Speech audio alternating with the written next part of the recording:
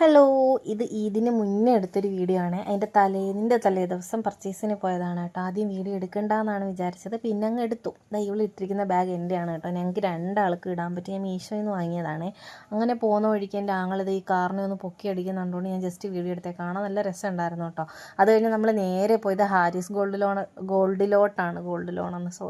ഗോൾഡിലോട്ടാണ് കേട്ടോ. അവിടുന്ന് നമ്മൾ ആ സിമ്പിൾ ഒരു ചെയിൻ ഉണ്ടല്ലോ, അതെടുത്തിട്ടുണ്ടായിരുന്നേ. അത് കഴുത്തിലിട്ട് അറിയാൻ പോലും ഇല്ല, പക്ഷെ നല്ല തിളക്കമാണ്. 2800 ഗോൾഡ് ചെയിൻ സ്റ്റാർട്ട് ചെയ്യുന്നു എന്നൊക്കെ പറഞ്ഞിട്ടേ പരസ്യം കണ്ടിട്ട് ജസ്റ്റ് വന്ന് നോക്കിയതാണ് കേട്ടോ. സംഭവം ശരി തന്നെ, അത് തന്നെ വാങ്ങുകയും ചെയ്തൊരു ഗിഫ്റ്റിംഗ് പർപ്പസിന് വേണ്ടിയിട്ട് വാങ്ങിയതാണ് കേട്ടോ. പിന്നെ ഇഷ്ടംപോലെ ഡയമണ്ടിൻ്റെ റിങ്ങുകളുണ്ടായിരുന്നു. 5000 എന്തോ ആണ് സ്റ്റാർട്ട് ചെയ്യുന്നതെന്ന് അവർ പറഞ്ഞത്. അത് നല്ല സിമ്പിളായിട്ടുള്ളൊരു റിംഗ് ആയിരുന്നു കേട്ടോ. ഇതൊക്കെ ഡയമണ്ടിൻ്റെ ബ്രേസ്ലെറ്റ് ആണ്. ഇതാണ് കേട്ടോ നമ്മൾ വാങ്ങിയ ചെയിൻ. അത്യാവശ്യം നല്ല കളക്ഷൻസ് ഉണ്ടായിരുന്നു കേട്ടോ. നല്ല ലൈറ്റ് വെയ്റ്റിൻ്റെ നല്ല കിടിലൻ കളക്ഷൻസ് ഉണ്ടായിരുന്നു കേട്ടോ. കണ്ടാൽ നമുക്ക് വാങ്ങിക്കാൻ തോന്നും, പക്ഷേ ഇപ്പോഴത്തെ സ്വർണ്ണ വില കാരണം വാങ്ങിക്കാൻ പറ്റത്തില്ലല്ലോ.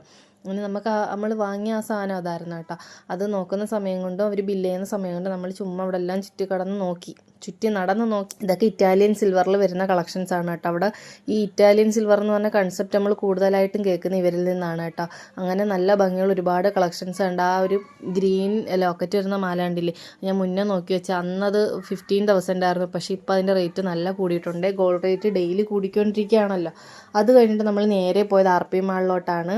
ഇവിടെ ചെന്നാൽ ഞാൻ റിലയൻസിലൊക്കെ എപ്പോഴും കയറി ചുമ്മാ ഇങ്ങനെ കറങ്ങി നടക്കാറുണ്ട്.